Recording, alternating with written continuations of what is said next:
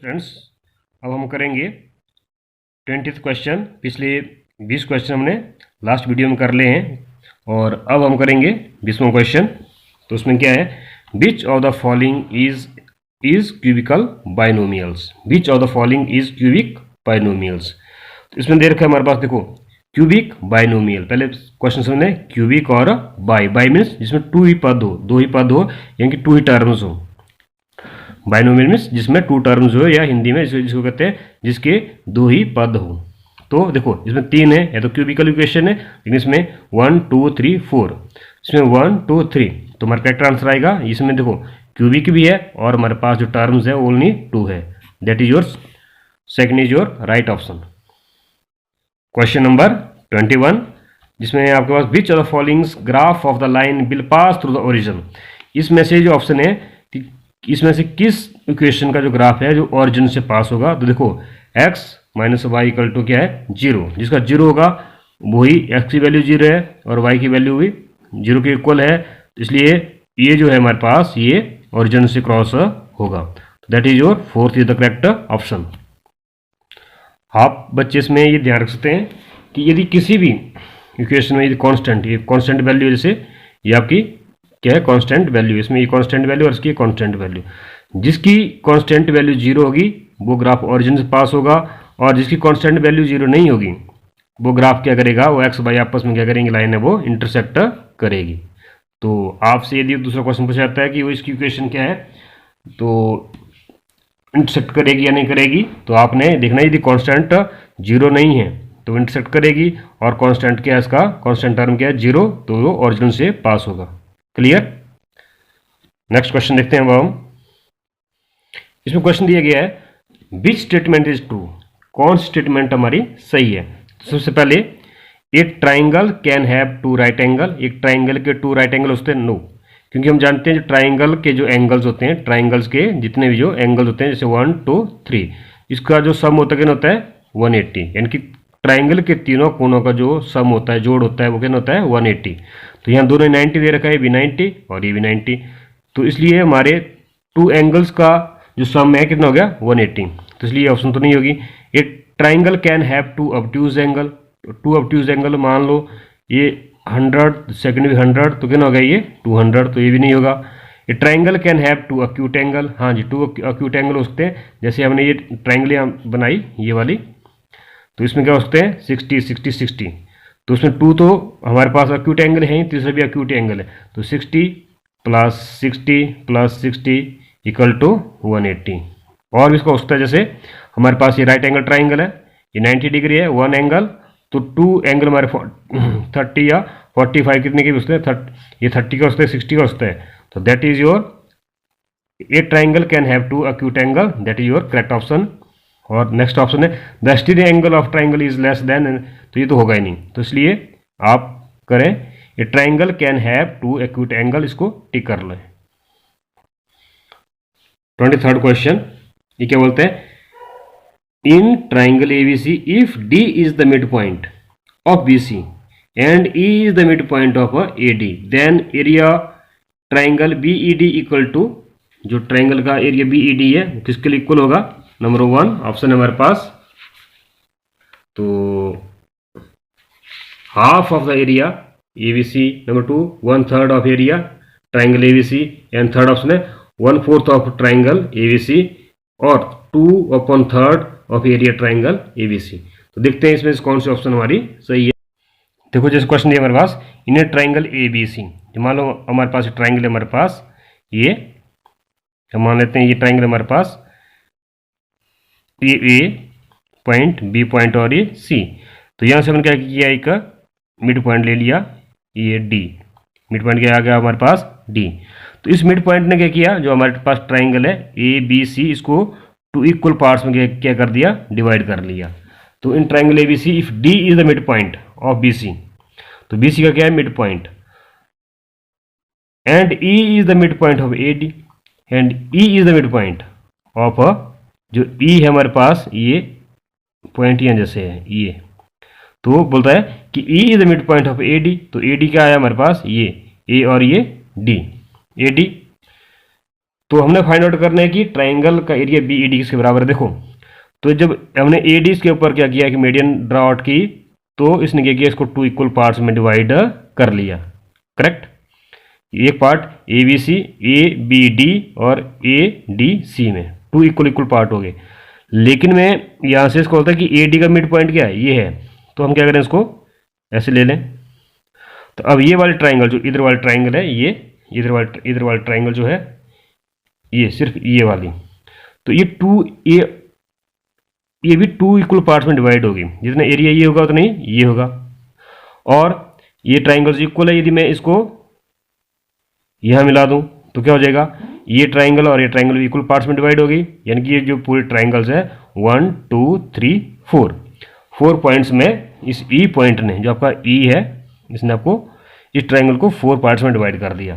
तो जो हमारे पास ट्राइंगल है, कौन सी, ट्राइंगल बी ई डी, तो इस बी ई डी का एरिया इसके इक्वल हो जाएगा, ये जो पूरी ट्राइंगल है ये वाली, ये इसका 1/4 बी ई डी। कौन सा ट्राइंगल हमारे पास, बी ई डी। यानी कि ये ट्राइंगल जो है, इसका एक 1 पार्ट ये, सेकंड पार्ट ये, थर्ड पार्ट है और ये 4th पार्ट ये।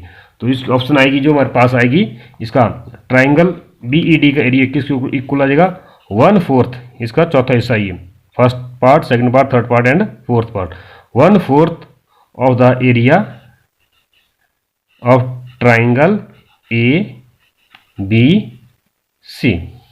यानी कि जो आपकी ऑप्शन आएगी वो आ जाएगी आपकी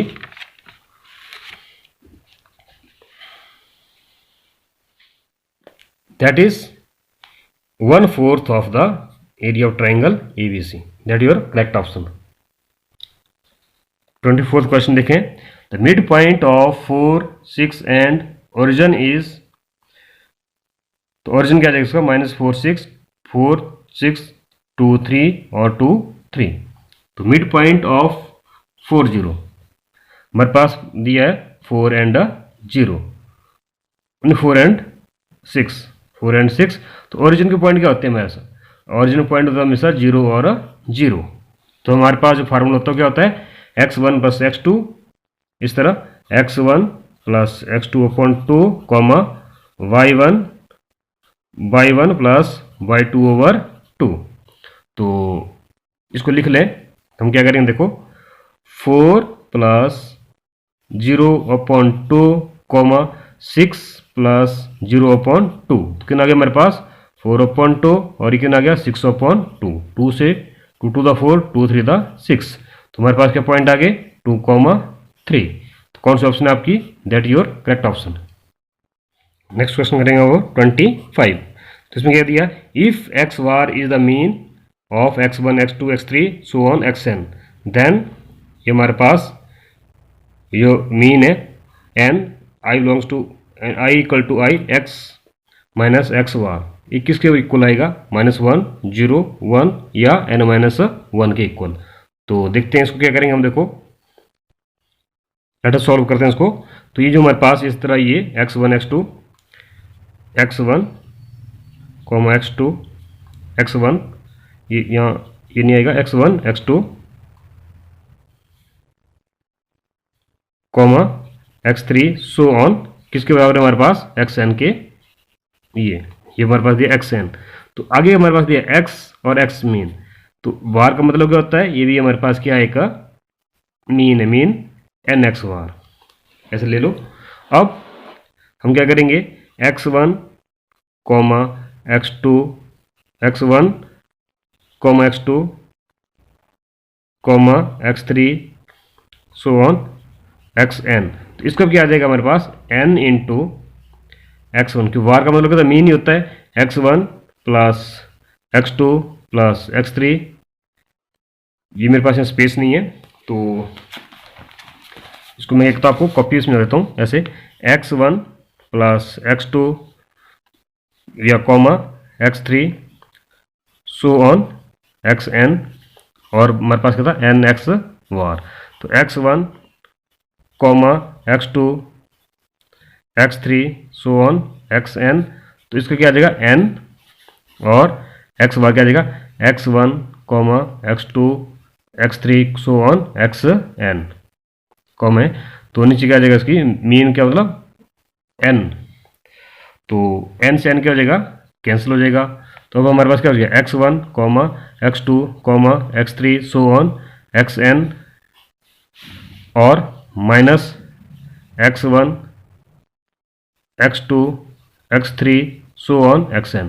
तो क्या है ये प्लस का है और ये माइनस का क्या हो जाएगा कैंसिल। तो आंसर कितना आ गया 0। तो 0 इज योर करेक्ट ऑप्शन आ जाएगी।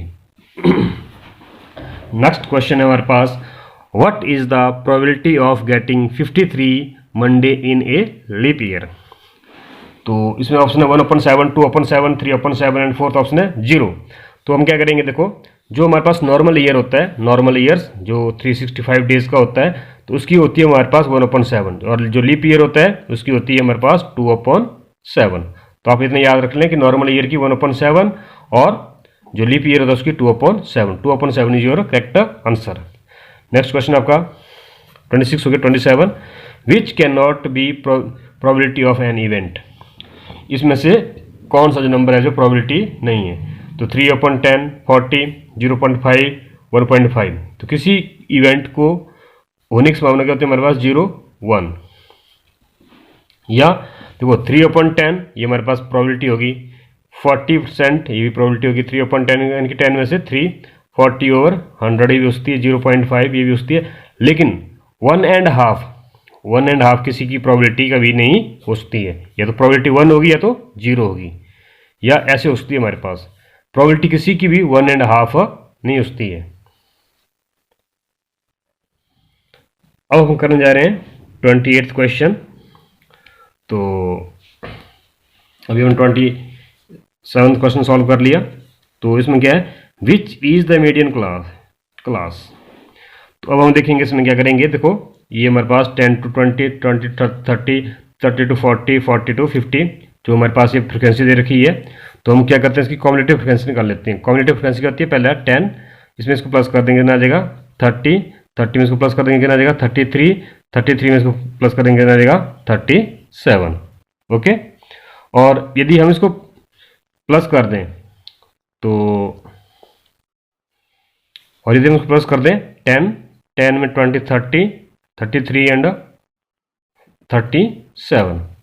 तो 37 ओवर कितनी फ्रिक्वेंसी हमारे पास, इसको 2 से डिवाइड हम कर लेते हैं। तो कितना देगा हमारे पास 18.5। तो 18.5 जो नंबर है लगभग ना तो इसमें आएगा ना तो इसमें और ना इसमें, लगभग इसमें लग रहा है 10, 20 to 30। तो that is your second is the correct option आ जाएगी आपकी। ओके, 29 क्वेश्चन है। क्वेश्चन नंबर 29 क्या बोलता है, if a square plus b square इसके coefficient x plus 2 into a c plus b d x plus c square plus d square equal to 0 has equal root then. तो इसकी जो value आएगी, ये थोड़ा सा लेंथी क्वेश्चन है लेकिन तुम्हें मैं इसकी हिंट दे देता हूँ। इसका होगा d equal to B square minus 4ac। तो आपके पास जो वैल्यू होती है, तो जैसे हम लिखते हैं ये a x square plus b x plus c, a x square plus b x plus c. तो हमारे पास क्या होता है, ये बी की वैल्यू है, ये ए बी और ये सी। तो बी का स्क्वायर माइनस 4a इंटू सी। इसमें से आपने क्या करना है, ये बी की वैल्यू है इसको स्क्वायर कर लेना है, -4 फिर ए की वैल्यू और सी की वैल्यू। इसको आप सॉल्व करेंगे तो आपके जो पास आंसर आएगा वो आएगा A D equal to B C, यानी कि your first is the right option, A D equal to B C. मैंने इसको सॉल्व कर लिया है, लेकिन अब इसको यहाँ सॉल्व करूँगा तो स्पेस नहीं है और फिर वीडियो काफ़ी लेंथी हो जाएगा, क्योंकि काफ़ी लेंथी हो जाएगा। नेक्स्ट क्वेश्चन हमारे पास, in the given figure A B is the diameter of the circle with center O, if O D equal to B D equal to O B and C D perpendicular to A B then angle C A B. तो हमने क्या निकालना है, angle C A B equal to, इसमें से कौन सा आएगा। तो मैंने इसको मार्क कर रखा 30, लेकिन 30 आएगा से ये आपको बताता हूँ मैं। देखो क्या होता है, ये हमारे पास सेंटर है, सेंटर क्या हमारे पास ओ है। तो सेंटर से जो रेडियस है ओ ए, ये ए है पॉइंट, तो ये ओ ए, ये रेडियस है तो ये इक्वल होगी ओ बी, ओ बी भी क्या हमारे पास रेडियस है, तो ये भी यहाँ से इक्वल होगी। तो ये भी क्या आ गया हमारे पास, नीचे को रेडियस आ गई, तो ये साइड भी क्या होगी हमारे पास, इक्वल होगी। अब देखो ये ट्राइंगल जहाँ बन रही है अंदर फॉर्म हो रही है, तो इसकी साइड तो एक ये होगी और सेकंड साइड इसकी ये होगी। जब ट्राइंगल की दो साइडें इक्वल होगी, तीसरी साइड अपने आप ही क्या हो जाएगी, इक्वल हो जाएगी। तो अब ये क्या है हमारे पास, तीनों इसकी साइड है, ये साइड और ये साइड क्या है हमारे पास, इक्वल है। तो इसलिए कौन से ट्राइंगल बन गए हमारे पास, इक्विलेटरल ट्राइंगल। तो ये एंगल हमारे पास 60 डिग्री आ जाएगा, ये भी एंगल 60 डिग्री आ जाएगा और ये भी क्या आ जाएगा 60 डिग्री। तो ये 60 है, तो ये जो हमारा डी सी है ये क्या कर रहा है, इसको 2 इक्वल पार्ट्स में डिवाइड कर रहा है इस एंगल को, तो ये 30 आ जाएगा और ये भी क्या आ जाएगा 30 आ जाएगा। क्लियर। अब देखो ये जो हमारे पास यहाँ से ए से सी से लेके डी तक, ये क्या हमारे पास एक आर्क है, सी डी एक आर्क है। तो सी डी आर्क से ये जो एंगल बन रहा है, ये सी डी आर्क के कारण ही बन रहा है इसके अंदर, ये जो है सी डी। और यदि हम इस ट्राइंगल को ऐसे मिला दें, ऐसे ये, तो ये जो ट्राइंगल बन रही है ये भी सी डी, ये जो हमारे आर्क है इसके कारण ही बन रहा है। तो ये 30 डिग्री होगा, तो ये भी ऑटोमेटिकली कितनी डिग्री होगा हमारे पास, 30 डिग्री ही होगा। तो इसका आप first is your correct option. Next question है 32 क्वेश्चन।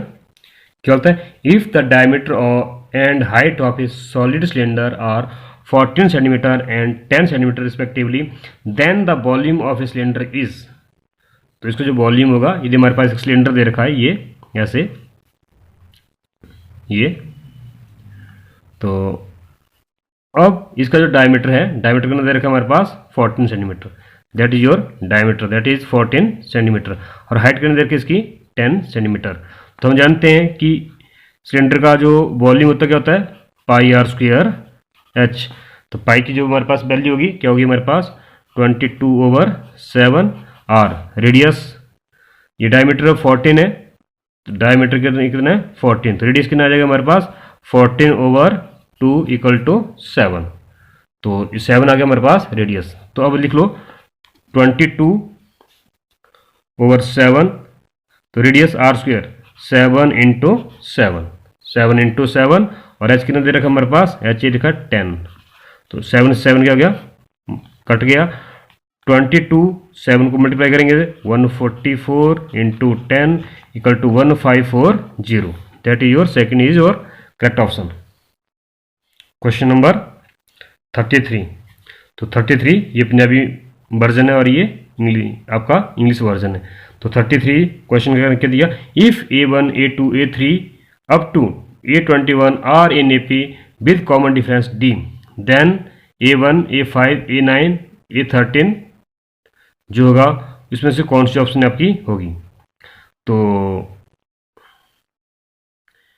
इसमें हमारे पास देखो, पहले देख लो कि A1 A5 A9 A13 इनका डिफरेंस देखो, A4 और 1 5, 5 और 4 9, 9 और 4 13, यानी 4 4 का डिफरेंस आएगा इनमें। तो 4 डिफरेंस में 4D, that is must be in AP with common difference 4D, क्योंकि A1 में 4 प्लस करो, A5 5 में 4 प्लस करो 9, 9 में 4 प्लस करो 13, तो हमारे पास ऑप्शन आएगी must be in AP with common difference 4D। अब नेक्स्ट क्वेश्चन है हमारे पास, the median of the number 4 15 19 21 and 6। तो सबसे पहले इसको आप असेंडिंग ऑर्डर में लिखा है, 4 के बाद 6 फिर 15 19 देन योर 21। तो अब देखें 1 2 3 4 5 नंबर है, तो 2 यहाँ को छोड़ दो, 2 यहाँ से छोड़ ले लो, तो सेंटर में क्या गया 15। तो जब हमारे पास ऑड नंबर होते हैं तो हमें क्या होता है कि जो मीडियन निकालना होता है वो इजी होता है, लेकिन यदि हमारे पास इस तरह नंबर दिए होते हैं ये 4 6 15 19 21 और मान लो यहाँ दिया होता है 23। अब क्या करते हैं, यदि हम यहाँ 2 लेते तो इस साइड को क्या होता 3 रह जाते। तो अब हमने क्या करना है, 2 यहाँ से ले लो, 2 यहाँ से ले लो, जो बच गए बीच में इसको प्लस कर लो, 15 + 19/2। तो जो इसका आंसर आएगा 15 + 19 34, 34/2 दैट इज योर 17। लेकिन हमारे पास ये तो इजी था, 2 नंबर यहाँ को 2 नंबर यहाँ को, लेकिन क्वेश्चन इस तरह आ जाए जिसमें इवन नंबर दिए हों 1 2 3 4 5 6। तो इवन नंबर में हम क्या करें, मीडियन इस तरह निकालते हैं, इक्वल को छोड़ दो, इक्वल को छोड़ दो, और जो बीच में नंबर आ जाते हैं उनको प्लस करके 2 से डिवाइड करके उसकी मीन आ जाती है। लेकिन यदि हमारे पास ऑड नंबर है तो ऑड नंबर क्या होते हैं, ईजी होते हैं। जैसे हमारे पास 5 दिए हों, 9 दिए हों, 7 दिए हों, तो 3 ये 7 दिए, 3 इधर को छोड़ दो, 3 इधर को छोड़ दो, 3 3 6 और बीच में क्या गया 7। That is your correct answer. 15 is your correct answer. Next question है 35, लास्ट क्वेश्चन क्या दिया हमारे पास, इफ ट्राइंगल ABC जो हमारे पास congruence to triangle PQR then which of the following is true. देखो दोनों ट्राइंगल हमारे पास क्या है, कॉन्ग्रेंस है, तो ऑटोमेटिकली ए क्या होगा, ए P की तरह होगा, B Q की तरह क्योंकि कॉन्ग्रेंस है दोनों ट्राइंगल्स, और C A P की तरह, B Q की तरह और C R की तरह। तो देखो इसमें कौन सा ऑप्शन है, B Q है, कहीं नहीं है, C R है, कहीं नहीं है, A P है, यस A P है, that is your fourth is the your correct option. Okay, I hope आपको ये क्वेश्चन समझ आ गए होंगे, और इसी से रिलेटेड यदि कोई क्वेश्चन आता है तो यदि आप इन क्वेश्चनों को सॉल्व कर लेते हैं तो नेक्स्ट जो क्वेश्चन आपको पेपर में यदि थोड़े घुमा के भी आते हैं तो आप उनको करने में सक्षम हो जाएंगे। तो वीडियो देखने के लिए बहुत बहुत धन्यवाद, थैंक यू। मिलते हैं नेक्स्ट वीडियो में, नेक्स्ट क्वेश्चन को हम सॉल्व करेंगे, नेक्स्ट सेट को बहुत जल्दी, कल या परसों आपको ये वीडियो मिल जाएगा। थैंक यू, धन्यवाद।